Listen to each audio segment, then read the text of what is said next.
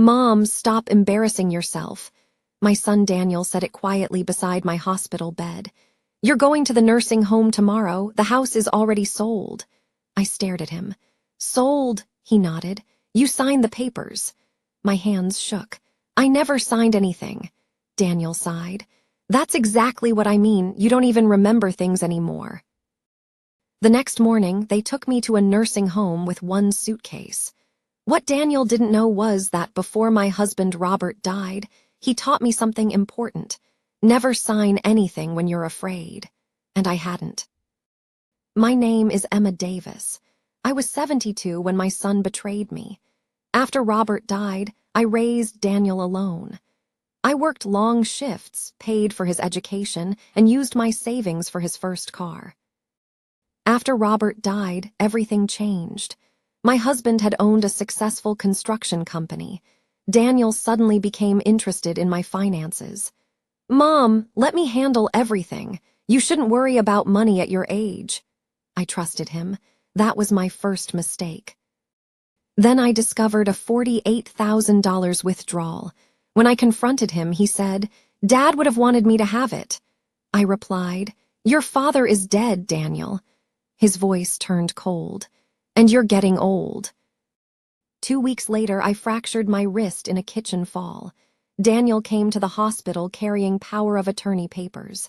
"Sign these." I pushed them away. "I want a lawyer to look at them first." His smile disappeared. He asked, "You don't trust your own son?" I replied, "I trust you as my son, but I don't trust these papers." 3 days later, Daniel placed me in a nursing home and told everyone I could no longer live alone.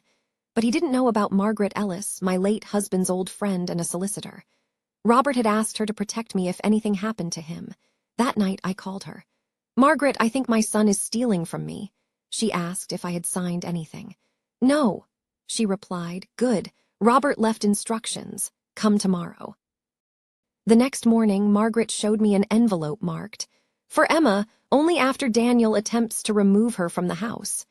Inside was Robert's final will. The house and investments belonged to me for life. Everything was in a trust. After my death, most would go to charities. Then Margaret gave me Robert's letter. "Emma, if you're reading this, something has gone terribly wrong. I've seen how quickly money can change people. If Daniel ever tries to force you from the house, contact Margaret. And don't fight him with anger. Fight him with the truth." Margaret then revealed the worst. Daniel had submitted documents claiming I transferred the house to him, but the signature was forged. A forensic examiner confirmed it. The $48,000 had also been transferred into a company account connected to Melissa's brother. He planned to convince everyone that I was mentally incapable. Then a nursing home employee overheard Daniel saying, "Once the house is sold, she'll never know."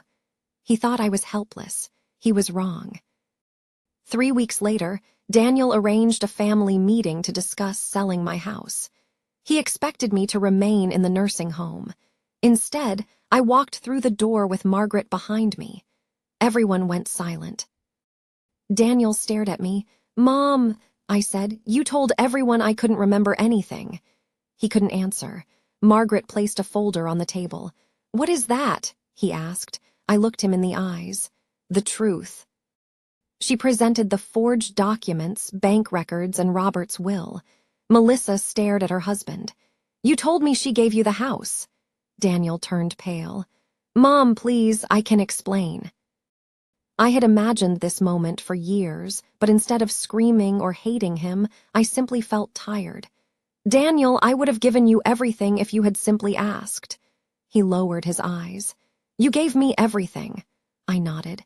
"Yes, and you still thought you had to steal the rest." Soon, the legal consequences came. The forged documents were investigated, the stolen money was recovered, and the house remained mine. Daniel apologized, but forgiveness didn't mean trusting him again. I sold the house and bought a small cottage near the coast. I filled it with photographs of Robert, flowers from my garden, and the old rocking chair where I once read bedtime stories to Daniel. I created a scholarship in Robert's name. As for Daniel, I forgave him. But forgiveness did not mean giving him another chance to hurt me. Some doors can close without hatred. Today, I remember Robert's words most. Don't fight him with anger. Fight him with the truth. I spent 72 years believing that being a good mother meant giving everything I had to my child. Now I know better. Love can give, and love can forgive, but love must never require you to disappear. Sometimes the strongest thing an old mother can do is finally stand up and refuse to lose herself.